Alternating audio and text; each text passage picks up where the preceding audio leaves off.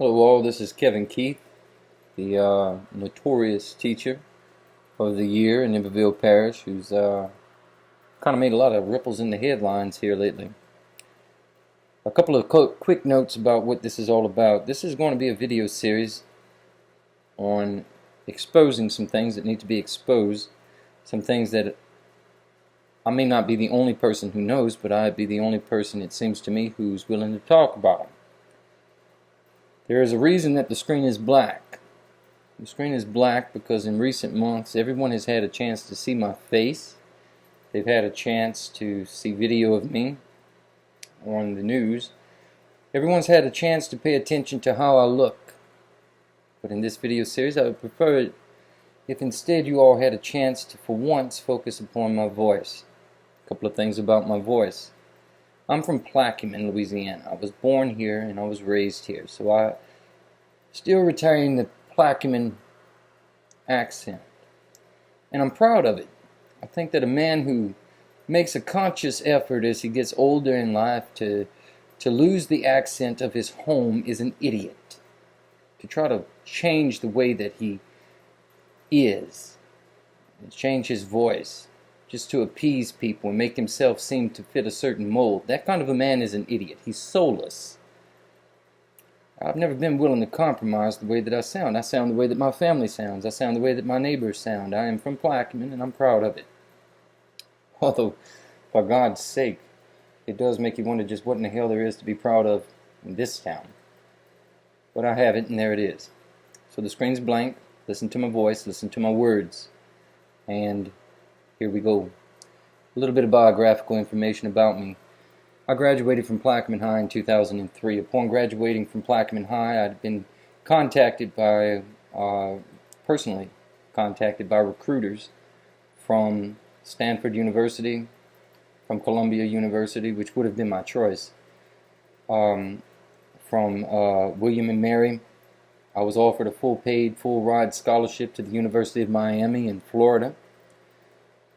When I was in 6th grade, I was tested for the Gifted and Talented program against my will. I did not want to be in it, so I purposely threw some of the questions on the IQ portion of the test that they gave me because I didn't want to be in the program. And nevertheless, the results came out that my IQ was 146.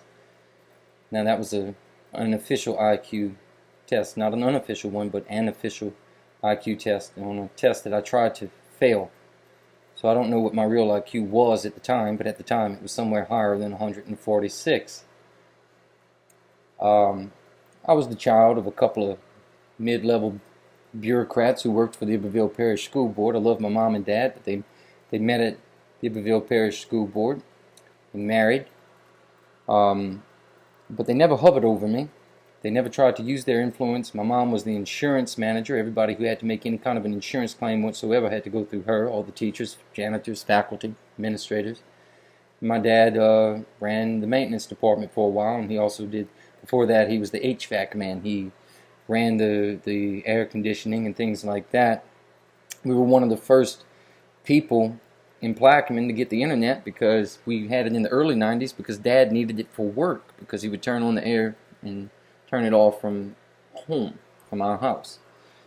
Like I said, I graduated high school with a good deal of scholarship offers, chose to go to LSU, and halfway through college, I became a father.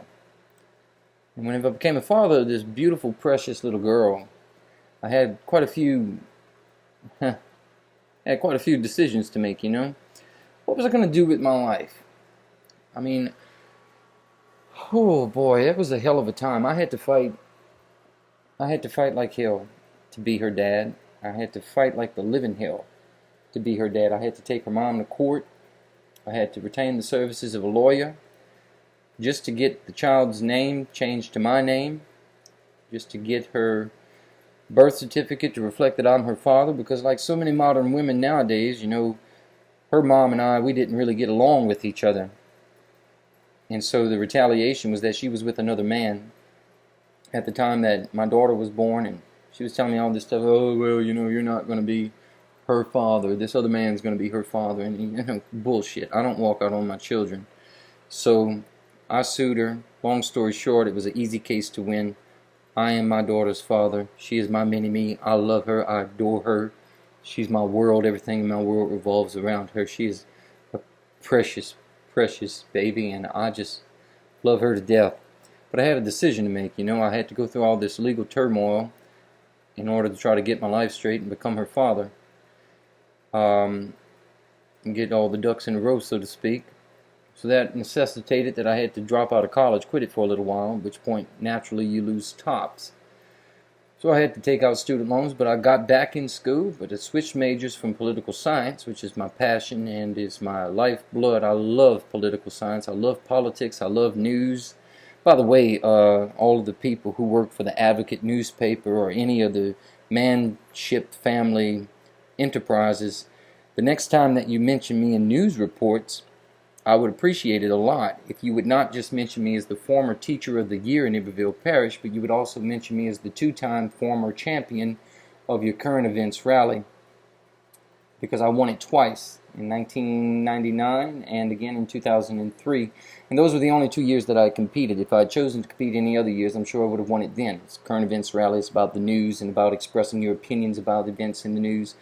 It's my lifeblood. I love it. Still to this day, I spend hours reading political websites, reading articles about culture, society, politics. I love that kind of stuff. But I changed my major because I needed time to be with my daughter. I was a single father. So I became quite the accidental teacher. Whenever people found out that I was going to be a teacher, there was a general sense of disappointment that such a smart person would really be wasting his life being a teacher. That sentiment was most profoundly expressed to me by Brian Willis, a member of the school board. By 2006, I was working, actually I started working there in 2004, come to think of it. I ran the print shop for Iberville Parish Public Schools. I was their printer. I ran off all the copies of whatever they needed printed from the central office, which gave me some pretty unique insights, by the way, into the operations of the school board and the machinations in the minds of Edward Consian and Elvis Cavalier and their consultant Mary Edwards. More on that later. But Brian Willis, a member of the school board, heard that I was going to be a teacher, and he was in the break lounge one day, and I happened to walk in, and he said, "Hey, Brett, you going to be a teacher?"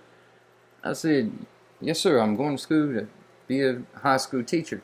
He said, "Man, don't waste your life being a teacher. You're too smart to be a teacher." It was quite a thing to hear from a school board member. But, okay, there you go. There's some biographical information about me. Obviously, there is an impression of me out there among the public writ large that is very inaccurate. I'm going to use this video series to tell the world, before I leave, everything that happened. But before I tell you what happened, I'm going to have to tell you about that place, that crazy circus place where I worked, called the Math, Science, and Arts Academy, and the crazy fraud of a man who runs it, called Elvis J. Cavalier. Not called it, named Elvis J. Cavalier. Folks, I'm not doing this because I want you to like me. I don't give a damn whether people like me or not. If I did, then I'd obviously have been more out there in the community. I'd have gone and made an effort to try to conform to the Plaqueminiacs and their way of thinking and their way of living, and I never did. Even though I am from Plaquemine, thank God I am not of Plaquemine. Never have been.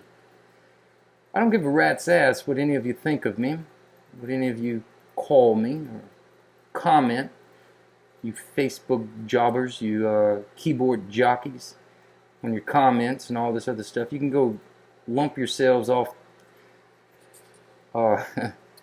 I'm not going to say it, but anyways, I don't give a damn what you think about me. What I do give a damn about is the truth, and telling the truth, and letting everybody know the truth about certain people and about that school. I'm going to begin with the school. You can call this the MSA or the MSA expose. Stay tuned for future updates, because you're going to find out some things that are going to pretty well shock you. Thank you.